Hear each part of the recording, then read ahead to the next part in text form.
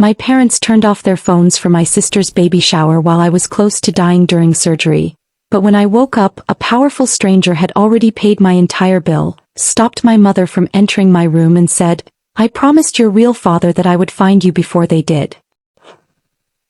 They turned off their phones while I was fighting for my life in surgery. That was the message I saw after I woke up. My parents were at my sister's baby shower. They ignored every call from the hospital. They ignored every emergency notification. And when I opened my eyes, a powerful stranger had already paid my entire medical bill, stopped my mother from entering my room and said, "I promised your real father I would find you before they did." My name is Claire Bennett. I am 34 years old and I live in Austin, Texas. Before that day I thought I knew my family. I was wrong. My sister Emily was 30 years old. She was my parents' pride. Their perfect daughter. The one they posted about on Facebook every week. My mother, Karen Bennett, was 58. She cared more about appearances than anything else. She could smile at a dinner table while hiding an entire argument behind her eyes. My father, Michael Bennett, was 60. Quiet. Practical. The kind of man who avoided conflict even when someone else was being hurt. And Emily's husband, Jason, was 35. He was charming in public and careful with his words. Everyone loved him. Everyone except me. The day everything changed started like a normal Saturday.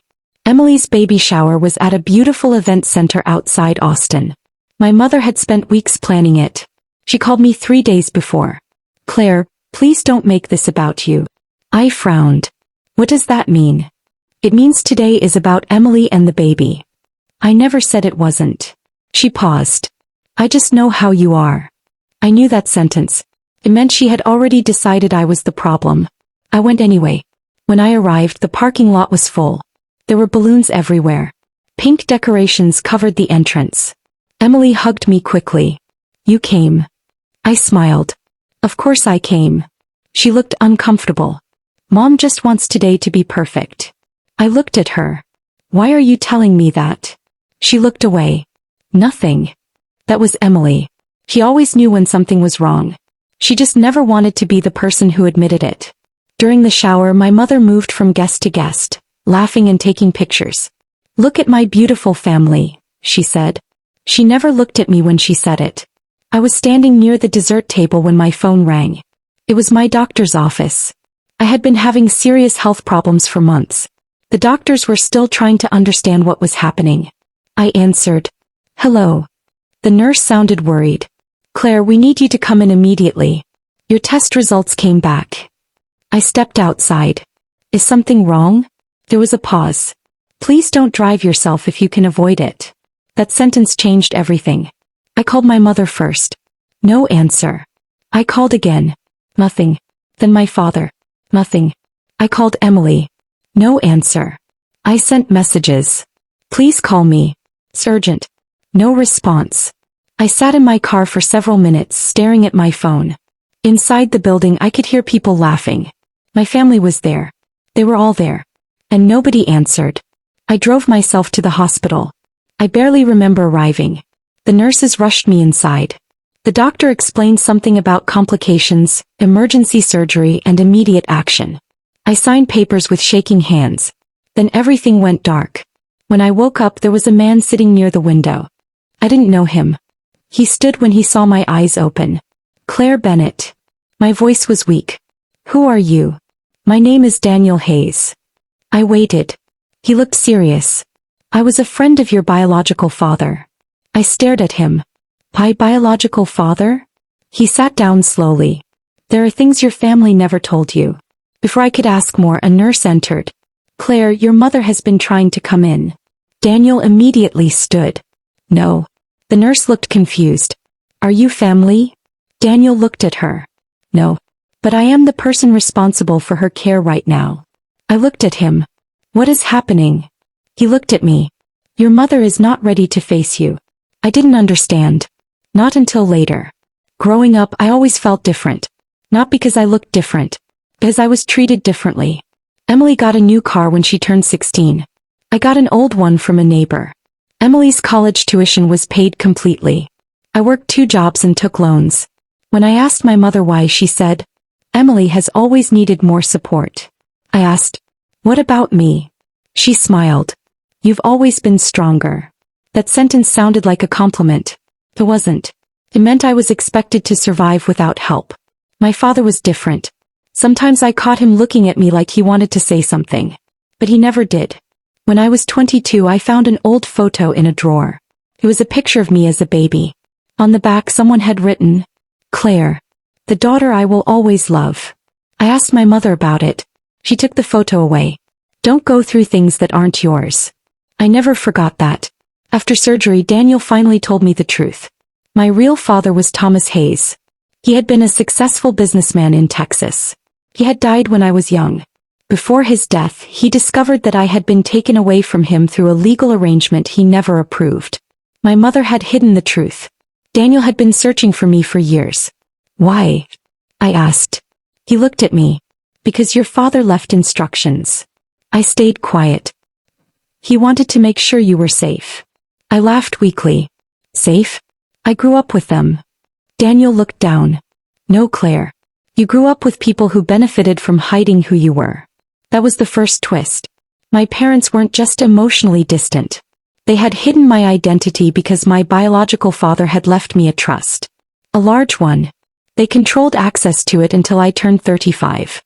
I was months away. They had raised me, but they had also controlled me. The baby shower was not just a celebration.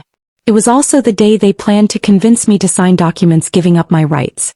Daniel showed me copies. My mother had already prepared them. I stared at the papers. They were going to take it. Daniel nodded. Yes. I stayed in the hospital for a week. During that time, my mother called constantly. I ignored her. Then she sent a message. We need to talk. Family matters. I replied once. You stopped being my family when you ignored my emergency calls. She didn't answer. After I was discharged, Daniel helped me meet an attorney. We reviewed everything. The trust. The documents. The signatures. The messages. Everything. Then I made my decision. I wasn't going to scream. I wasn't going to beg. I was going to let the truth speak. 3 weeks later, I invited my parents and Emily to my attorney's office. My mother walked in angry. This is ridiculous. I looked at her. Sit down. She stopped. She wasn't used to me speaking like that. Emily looked nervous. My father looked tired. The attorney placed the documents on the table. My mother picked them up. Her face changed. You found out. I nodded. Yes.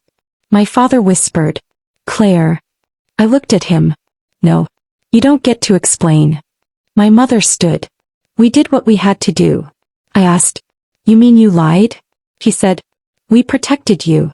I almost smiled. By making me believe I wasn't wanted? Nobody answered. Then Emily started crying. I didn't know. I looked at her. That's the problem. Nobody wanted me to know anything. The attorney explained the legal consequences. The trust was mine. The documents they prepared were invalid. The money they controlled had to be returned. My mother sat silently. For the first time in my life, she had nothing to say. Then came the second twist. After the meeting, Daniel gave me another envelope. Your father left this for you. I opened it. Inside was a letter. Thomas Hayes had written it years ago. The first line stopped me. Claire, if you are reading this, it means they failed to keep you away from the truth. I read every word. He knew. He knew my mother might hide my identity. He knew someone might try to control my future. But he also wrote something I never expected. He didn't hate my mother. He said, people make selfish choices when they are afraid. But fear does not excuse taking someone's life away from them. That sentence stayed with me. My parents lost control of everything. Emily canceled the baby shower photos from social media. Jason left after learning what happened. My mother called me one final time. Claire, I lost my daughter. I answered quietly. No, Mom. You lost the person you never allowed yourself to know. I ended the call. Today I live in the same city. I have a relationship with my father's old friends. I manage the trust my biological father left me. But the biggest change was simple. I stopped asking why I wasn't enough. Because I finally understood. I was never the problem. I was just the person they couldn't control anymore. If this story touched your heart and made you think about the power of truth and family, please take a moment to like this video and subscribe for more emotional stories. Your support helps us continue sharing these powerful journeys. Thank you for watching, and we truly appreciate you spending your time with us today.